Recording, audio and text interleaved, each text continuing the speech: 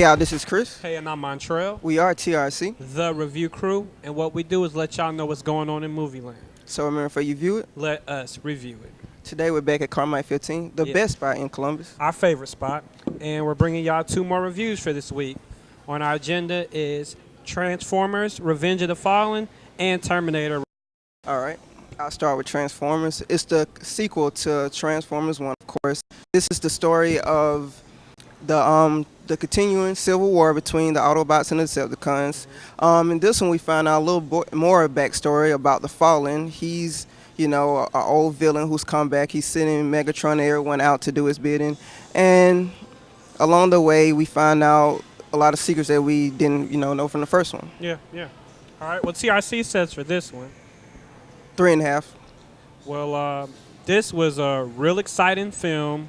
It's pretty much what you would expect from Transformers, but on the second one, I wasn't disappointed. Was you disappointed? Okay.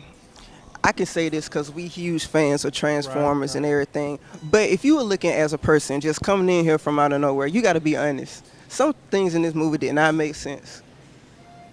Go more into that. Go more. Okay, first of all, it's just too many details to go into. But I would say, first of all, the whole plot was just dumb. I'm not going to ruin anything.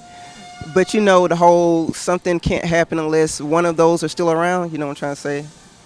Okay. And then a lot of things like this is something I could say is from the beginning they're talking about, oh, no one knows about the robots and everything. Then in the last movie, John Voight, the president, made an announcement saying that we have been attacked. Okay, all of a sudden we forgot about that from this movie. I just think a lot of things from the last movie, it didn't carry on to the sequel. It's like, well, they made a whole new movie. Okay. I can somewhat agree. The details were a little sketchy.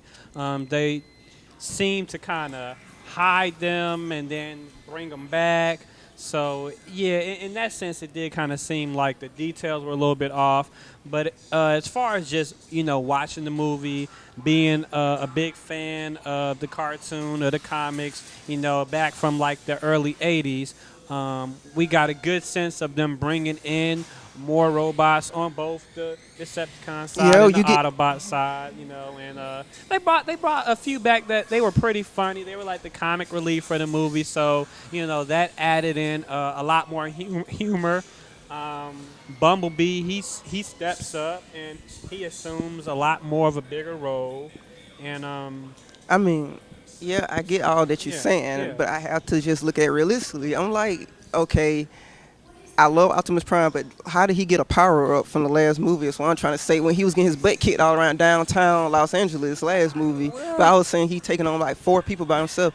Just some things are inconsistent. I'm just saying. That's how the cartoon was. Now, if you go back, that's kind of how the cartoon was. Optimus Prime, he was the dude. He could take on Megatron. But we're talking from a movie aspect. We're talking about from the movie, he was getting his butt kicked. I mean, if you was going to make it from the cartoon and the comics and everything from the beginning, you should have did it from the beginning. Yeah, I guess, I guess the whole situation was just more intense now, and him, the fact that there weren't as many Autobots in this film, some died in the first film, so there was, not as many allies. So I just think there are some things you just got to accept. You just gotta accept that I can the accept, leader. I can accept the leader get a power, but I can't accept a lot of inconsistencies in this movie. I'm just saying. There were a few, but I don't think it takes away from enjoying the movie. There's a list online of like 20 things wrong with this movie. I believe you can't ignore that. Don't let a list. That's an exaggeration. Honestly, it's an exaggeration. They're facts, not exaggeration. It's just a little bit exaggerated. Okay, I'll let you have it. It's a little bit exaggerated. But still, going into this film, you're going to enjoy it. It's got a lot of action. You got some things for the older crowd. Yeah. You got some things for the younger crowd. You got the main character, Shia LaBeouf, going off to college. So for the college students, especially if you've gone away from home, you're not at home going to college, you're going to enjoy that part of it. There's just a lot of different elements that are realistic, and they are, that doesn't have to do with the robots or being in space, that are like portraying just people and, experience, love and relationships and, just trying to want to live a regular life. Those elements, help to make this, I think, a little bit more of a better film than the first one, but a couple of things that you stated did kind of take away from the details just being accurate, as part one was just accurate because it was the first installment. Okay. You know, Well, I mean, like I said, I'm over it. I mean, I enjoy it. Okay. it was a good film. But going on to the next film, we have Terminator. In this film, you get John Connor, and you get him in the future now, and it is a war going on between the surviving humans of Judgment Day and the machines that have risen, and you finally get John Connor to the destiny that he's been said to happen in all the other previous films of him becoming the leader of the resistance and just trying to finally win over the human race, beating the machines. All right. TRC says. We're going to give this one also a 3.5.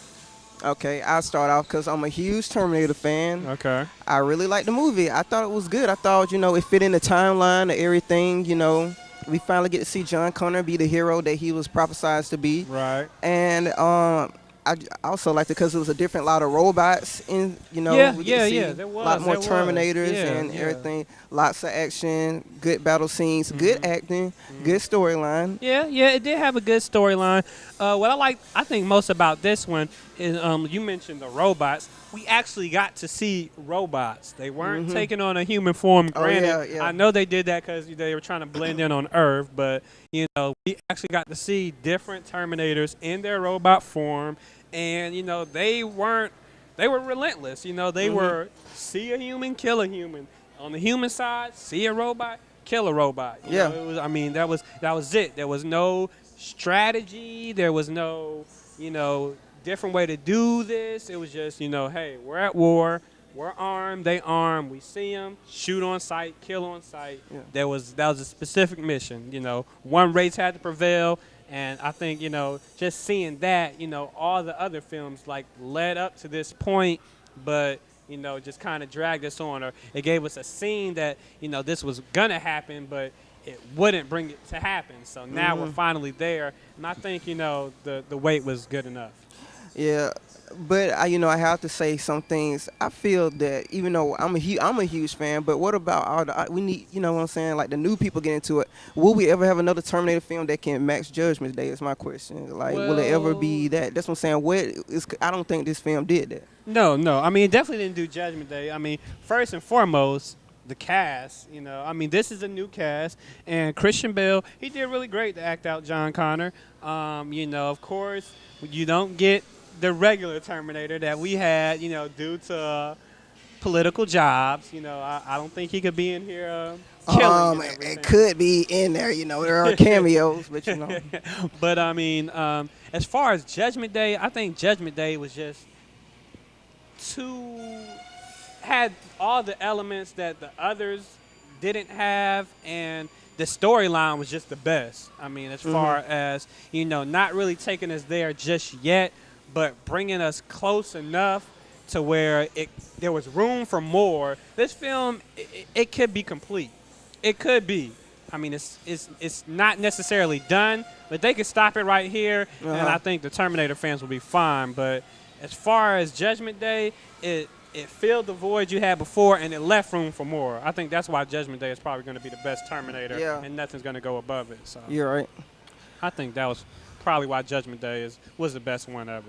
I was just wondering, Yeah, it didn't feel it wasn't as good as Judgment Day, but I think all the Terminator fans will appreciate it and will definitely get a lot out of it. A lot of action, and like you said, it was a good storyline. So I think everybody should enjoy it. Yeah. Well, that's all our time for today. But if you have any questions, comments, or special requests, you can hit us up at our email at thereviewcrew2@gmail.com. Once again, that is THEREVIEW2@gmail.com. Questions or comments, feel free to hit us up. Well, once again, this has been Chris. And I'm Montrel. Remember, before you view it, Let us review it. all right, see you later. Signing off.